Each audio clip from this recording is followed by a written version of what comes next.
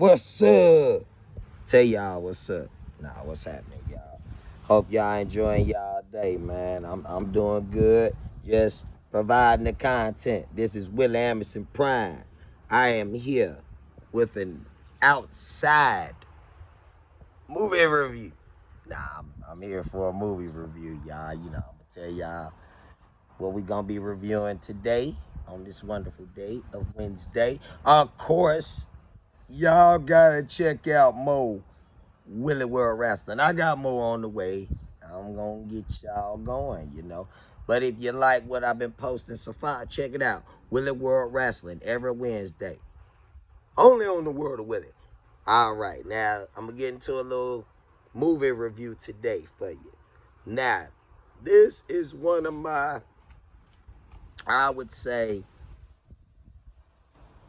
semi-good movies of the Teenage Mutant Ninja Turtle franchise. A lot of people really be like, whoa, you know, you think I'm talking about the live action movies. Nah, I'm not talking about the live action movies. It was more of the cartoon realm. Y'all, if you are familiar with the Teenage Mutant Ninja Turtles, the cartoons, you know, if you grew up in my era, you knew we had the 87 Turtles. Then, you know, as it went on, you know, they had the 2003 Ninja Turtles from the 2012 CGI Turtles, Rise of the Teenage Mutant Ninja Turtles. Even, you know, you got the Tales of the Teenage Mutant Ninja Turtles from Mutant Mayhem. And, you know, different turtles. But what I'm reviewing today, if y'all remember this little gem right here, if you're a Teenage Mutant Ninja Turtle fan. Now, this here is Teenage Mutant Ninja Turtles, Turtles Forever.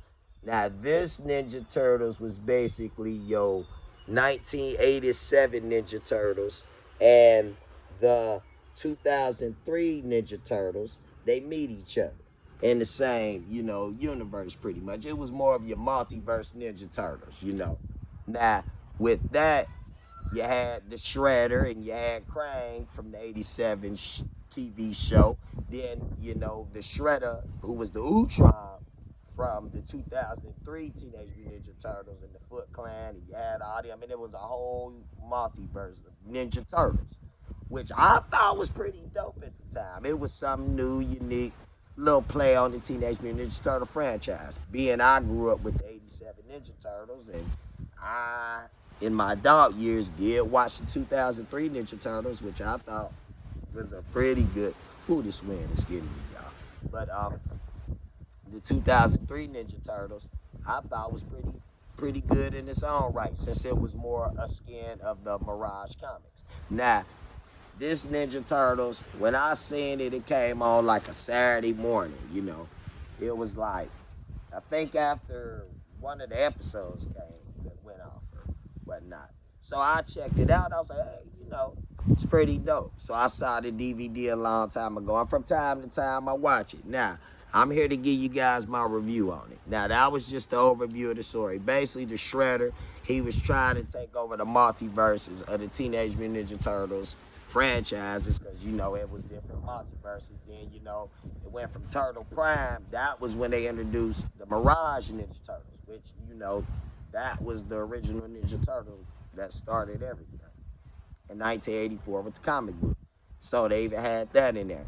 Now, my opinion of this, some of this was very good, very written, very crafty. Now, me, I probably would have did things different. Now, as far as I was kind of disheartened how they made the 87 Turtles. Now, don't get me wrong. Part of what they did with the 87 Turtles was good. But it was like y'all made them a little too goofy. Because if you go watch seasons 1 through seasons 3 of the 1987 Turtles, now season 1 especially, those Ninja Turtles was fire, season 1. Now, as that seasons did go along and we was getting older, they did get a little more goofy with the Ninja Turtles. Which that's why in Turtles, you know, Forever, I see why they made them that way. So, but the 2003 Ninja Turtles, now, of course, those was the Turtles. Now, to me, those I like because they went more with the Mirage Ninja Turtles on that one. That was dope. Then you had Han and the Purple Dragons, and That was pretty cool. And Han, I love when they did the Han, you know, the whole thing, him getting mutated. That was pretty dope.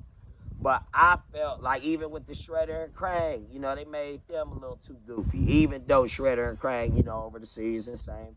I would have loved to see 87 Shredder on the same side as 2003 Shredder, but we all know 2003 Shredder. He was just like, look, man, I'ma do me. If you ain't down with it and down with the Foot Clan, you know, because he was trying to wipe out the whole Ninja Turtle universe. But now, some things I thought was dope. Now, I thought the overall, you know, Ninja Turtle multiverse, that was pretty cool. I was disheartened about how they portrayed the 87 versions of the counterparts, and also the way it kind of just rushed everything instead of they should have, you know, let it a little stepped up a little bit and then presented it. And you know, but I did like that they brought back the Utrom Shredder, which did fill in the gap for the 2003 series. From when, if you did watch it and further on, they did clarify that. That was cool. Now, do I recommend this to a diehard Ninja Turtle fan? Oh, most definitely, especially if you're a diehard Ninja Turtle fan. Yeah, I highly recommend you watch this. Turtles Forever. It's definitely a watch. Now, your aspect of it may be different than mine. Now, me as a long-time Ninja Turtle fan, oh, I definitely enjoy this. And, you know, I do from time to time watch it. Now, was it the Ninja Turtles I would have wanted as a crossover? And some of it, yes, some of it, no. But me, honestly, you know, I'm going to give it a 3.5 out of 5. And I also felt 90 minutes was good, but you could have gave me the 120. Come on, man. Throw that half an hour in there and made it 120 minutes. But outside that, I give it a 3.5. It's definitely a watch. If you're a long-time Ninja Turtle fan, definitely give it a watch. But if you want the universe more expanded, you might be a little bit disheartened. But what they did with it, fantastic. Definitely a good tribute to Ninja Turtles as well within that time frame. So, with that being said, that is my movie review of Teenage Mutant Ninja Turtles, Turtles Forever. Definitely give it a watch as a Ninja Turtle fan. Now, me, I give it a 3.5 out of 5, which is still a good score. Now, it was just my things. You know, I felt it could have been longer. They should have made the 87 counterparts more like season 1, season 2. They just made them too goofy for me. Then, you know, the story, you just could have expanded it a little bit. But now the multiverse thing was cool, but they could have just expanded. Like the movie counterpart Turtles could have showed up. And, you know, all the other Ninja Turtle counterparts. You know, because they could have been on some Avengers like style before, you know, it got to that. Because, you know, that was in 2009. You know, that was early before things even went to the multiverse. But, you know, not, you know, a lot of things have done that. But with Ninja Turtles, it was a cool concept. But 3.5 is still good. Definitely, if you're a Ninja Turtle fan, I definitely check it out. Give it a watch. You may think differently. You may be like, oh, okay, that's pretty dope. But I give it 3.5. Now check out later on. I'm gonna give y'all another review of a classic. Check that out later on. All right, y'all. And I'm about to give y'all some more content. And remember, if you're a Ninja Turtle fan, go ahead and check that out. All right. Now, y'all stay tuned. And remember, tell your friends, friends, and they friends. I'm talking about cats, dogs, possums, squirrels, raccoons, whoever. Just like and subscribe and join the world of Willie today.